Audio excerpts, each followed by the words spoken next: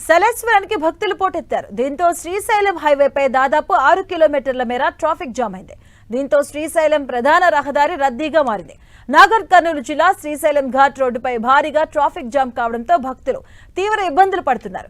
అమరాబాద్ మండలం మన్ననూరు అటవీశాఖ check post నుంచి సిద్ధాపూర్ క్రాస్ రోడ్డు వరకు ట్రాఫిక్ జామ్ అయింది.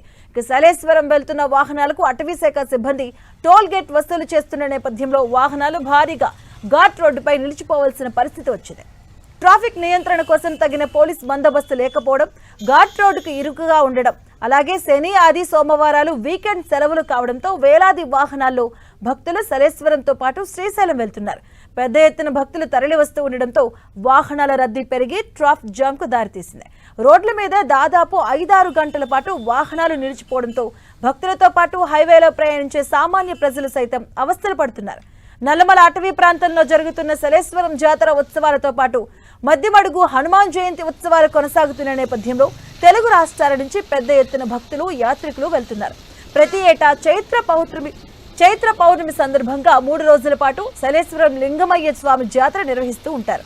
అయితే వరుసగా 3 రోజుల పాటు సెలవులు రావడంతో భక్తులు ఒక్కసారిగా అటు సలేశ్వరం జాతరకు, ఇటు శ్రీశైలం దేవాలయానికి పోటెత్తారు.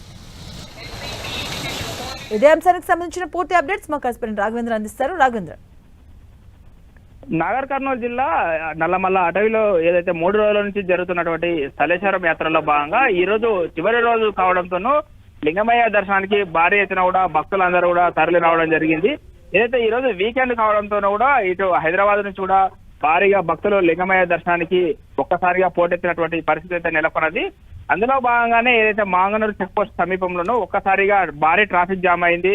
దాదాపు 6 కిలోమీటర్ల వరకు కూడా ట్రాఫిక్ అంతా కూడా నిలిచిపోయినటువంటి పరిస్థితి అయితే కనిపిస్తుంది. అక్కడ టోల్ గేట్ ఏర్పాటు చేసి అక్కడ అటవీ శాఖ అధికారులు వాహనాల నుండి టోల్ ఛార్జెస్ వసూలు చేయడంతోనూ అక్కడ ట్రాఫిక్ నియంత్రణ చర్యలు చేపట్టకపోవడంతోనూ ఈ సమస్య తలెత్తినట్టు కూడా తెలుస్తుంది.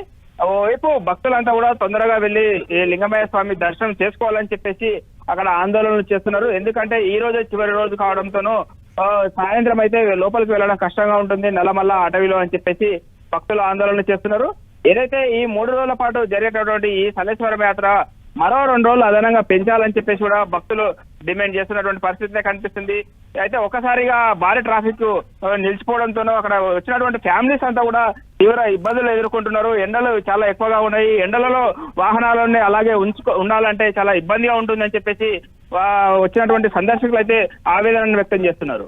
అంటే రాఘవేంద్ర, ఇప్పుడు సిచ్యువేషన్ ఎలా ఉంది? మనం చూడొచ్చు స్క్రీన్ లో కూడా చాలా మేర చాలా కిలోమీటర్ వరకు ఉన్న వాహనాల క్యూ లైన్ కనిపిస్తూ ఉంది. ఇప్పుడు సిచ్యువేషన్ అంటే ప్రత్యామ్నాయ చర్యలు ఏమైనా చేపడుతున్నారా అక్కడ? అది ఘాట్ రోడ్ కావడంతోనూ ప్రత్యామ్నాయ చర్యలు ఆల్టర్నేటివ్ వేరే దారి మలిచేటటువంటి ప్రయత్నం చేయడానికి వీలు లేదు. ఎందుకంటే ఒకటే ఘాట్ రోడ్ లోనే వాహనాలు అన్ని వెళ్ళాలి. హైదరాబాద్ నుంచి శ్రీశైలం వెళ్ళేటువంటి రహదారి కావడము, ఈ రోజు శ్రీశైలం రేపు హాలిడే ఉండడంతో సోమవారం కూడా హాలిడే ఉన్నటువంటి నేపథ్యంలోనూ శ్రీశైలం వెళ్లి అక్కడ శ్రీశైలంలో దర్శనం చేసుకున్నటువంటి భక్తులు ఒకేసారి రావడము, అదే విధంగా ఈ సలేశ్వరం యాత్రకు వచ్చేటటువంటి సందర్శకులు ఒకేసారి రావడంతోనూ అక్కడ పూర్తి స్థాయిలో ఉన్న ఘాట్ రోడ్ అంతా కూడా కిక్కిరిసిపోయిందని కూడా చెప్పొచ్చు. అయితే ఆ ఘాట్ రోడ్ లో ఉన్నటువంటి ట్రాఫిక్ ను కంట్రోల్ చేసేటువంటి ప్రయత్నంలో భాగంగా ఈ రోజు కొంతమంది పోలీసులను కూడా అక్కడ బలగాలను పెట్టి కూడా అంతా క్లియర్ చేసేటువంటి ప్రయత్నం అయితే చేస్తున్నారు. అయితే తెల్లవారుజాము నుంచి ఆ ట్రాఫిక్ అంతా కూడా జామ్ కావడము, అదే విధంగా ఉదయం యథావిధిగా వచ్చేటటువంటి వాహనాలు అన్ని కూడా నిలిచిపోవడంతోనూ దాదాపు 5-6 కిలోమీటర్లకు పైగా ట్రాఫిక్ అంతా కూడా నిలిచిపోయినటువంటి పరిస్థితి అయితే కనిపిస్తుంది.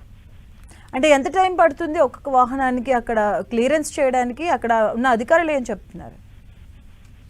వాహనాలను అన్నింటినీ క్లియర్ చేయడానికి చాలా సమయం పడుతుందని చెప్పేసి చెప్తున్నారు. ఎందుకంటే అటు శ్రీశైలం వెళ్ళేటటువంటి వాహనాలను, ఇటు సలేశ్వరం వచ్చేటటువంటి యాత్రకు వచ్చేటటువంటి వాహనాలను రెండింటిని కూడా క్లియర్ చేసేసరికి చాలా సమయం పడుతుందని చెప్పేసి చెప్తున్నారు. కొద్దిసేపటి తర్వాత ఒకవేళ టోల్ గేట్ ఏదైనా రద్దు చేసి ఒకవేళ మినహాయింపు ఇచ్చి కొన్ని వాహనాలను సలేశ్వరం యాత్రకు వచ్చేటటువంటి వాహనాలను రూట్ మలిచేటటువంటి అవకాశం ఉంటే దాన్ని చేసే ప్రయత్నంలో చర్యలు తీసుకునే అవకాశం ఉంటుందని మాత్రం చెప్పవచ్చు.